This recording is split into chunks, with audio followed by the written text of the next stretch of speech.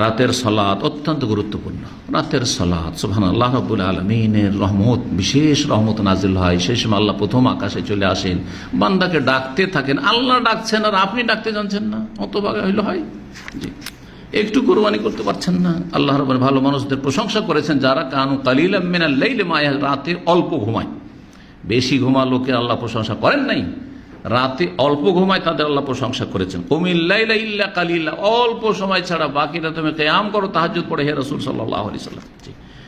আরো কোরআন কারীমের সূরা সাজদাতে আল্লাহ প্রশংসা করেছেন, তাতাজাফা জুনুবুহুম আনিল মাদাজি ইয়াদউনা রাব্বাহুম খাওফাও ওয়া তামা, বিছানা ছেড়ে লাফ দিয়ে উঠে যায়।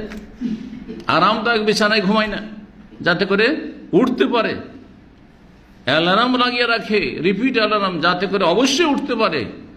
আর ফজর তো পড়বে, তার আগেই কিছু তাহাজ্জুদ পড়তে পারে। আল্লাহ যেন আমাদের সকলকে তৌফিক দান করেন।